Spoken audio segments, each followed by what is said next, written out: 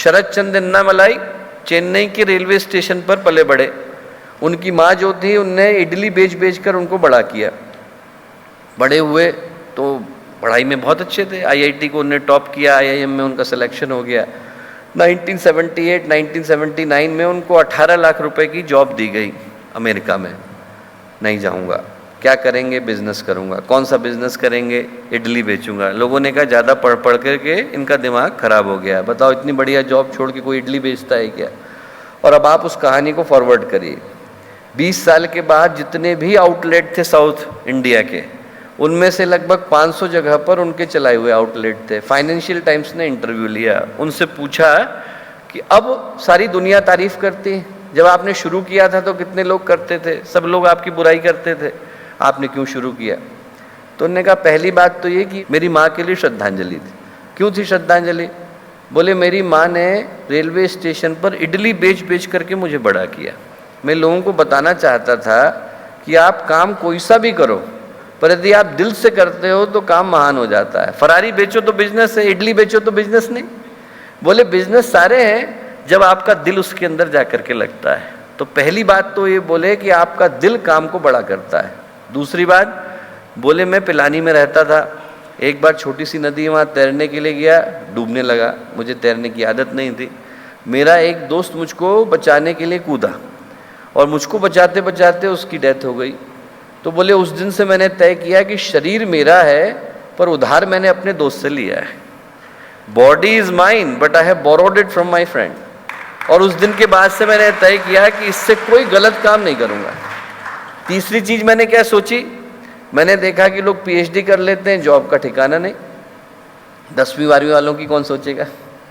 बोले उस दिन से मैंने संकल्प लिया कि हमारी कंपनी के अंदर मैं सिर्फ उन्हीं को एम्प्लॉय करूंगा जो 12वीं पास होंगे।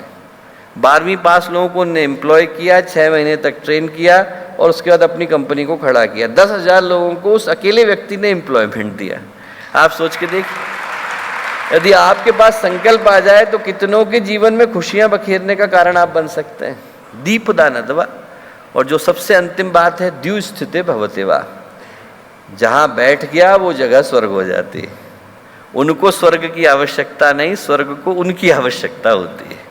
तो आपके माध्यम से वो प्रकाश जाए जो लोगों को अच्छा करने के लिए प्रेरित करे। मैं कहूँगा आज के दिन इन्हीं सूत्रों को याद करके जाएं। याद करें कि आप लोग सफल हो गए। सफल होने के बाद की जो उपलब्धि है वो क्या? हमेशा याद रहे कि भारतीय संस्कृति के प्रतिनिधि के रूप में रहें। हमेशा याद रखें कि आपके संकल्प के अंदर बल कितना है। हमेशा याद रखें कि हम लोग विरासत को बनाने के लिए हैं। न जाने कितनों का पुण्य तप खून बहा होगा तब जाकर के मिट्टी सुरक्षित रह पाई। और उस मिट्टी के प्रतिनिधि के रूप में आज हम लोग यहाँ पर खड़े हैं, उपस्थित हैं, तो इसको आगे बढ़ाने की जिम्मेवारी भी हमारी है। दिया आज तक जलता रहा है पर दिए को जलाए रखने की जिम्मेवारी भी हमारी है। उस दिए को मशाल बनाने की जिम्मेवारी भी हमारी है।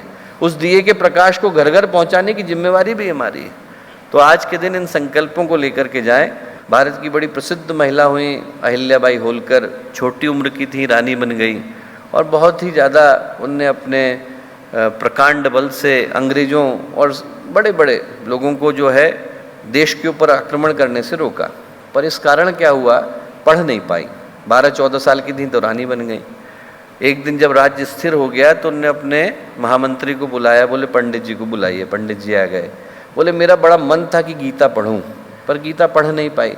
आप एक काम करो कि आप रोज गीता आकर के पढ़ो, एक एक श्लोक बोलो, मैं उस एक श्लोक को याद करूंगी तो मुझको याद हो जाएगी। बोले हाँ महारानी 700 श्लोक हैं, 2 साल में आपको याद हो जाएगी। बोले ठीक, कल से आ जाना।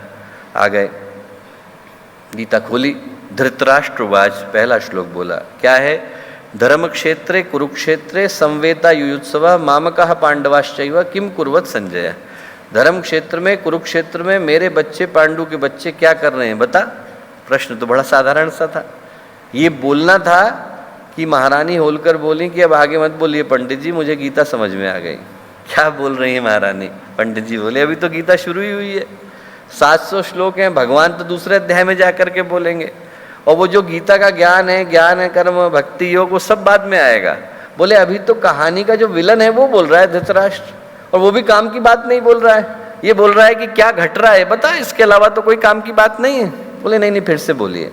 धर्म क्षेत्र कुरुक्षेत्र, रुक जाइए। आप बोलिए धर्म क्षेत्र कुरुक्षेत्र, और मैंने क्या सुना, क्षेत्रे क्षेत्रे धर्मम कुरु। जिसको जो क्षेत्र मिल जाए वहां पर वो धर्म को करे। मेरी दृष्टि में गीता का इतना ही सार है। तो मैं आपसे कहूंगा, जहां कर रहे हैं और जो कर रहे हैं वो आप दिल से करिए। आप विद्यार्थी हैं, आपसे बढ़िया विद्यार्थी दूसरा नहीं होना चाहिए। आप पुत्र हैं, पुत्री हैं, भाई हैं, बहन हैं, आपसे बेहतर दूसरा कोई नहीं होना चाहिए। ऊपर वाले ने आपको टीचर बना दिया, आपसे बेहतर दूसरा कोई नहीं होना चाहिए। ऊपर वाले ने हमें भारत का नागरिक बना दिया, हमसे बेहतर दूसरा कोई नहीं होना चाहिए। जैसे ही ये संकल्प हमारे पास आता है, गीता भी हमारे जीवन में आती है, अध्यात्म भी आता है और भारत का भविष्य भी आता है। भारत का भविष्य आप जैसे कर्णधारों के माध्यम से सुरक्षित रहे, ऐसी प्रार्थना हम ईश्वरी शक्ति से करते हैं। हमारे YouTube चैनल शांति कुंज वीडियो गायत्री परिवार को सब्सक्राइब करें एवं बेल आइकन जरूर दबाएं ताकि गायत्री परिवार की विभिन्न गतिविधियों की जानकारी आपको मिलती रहे।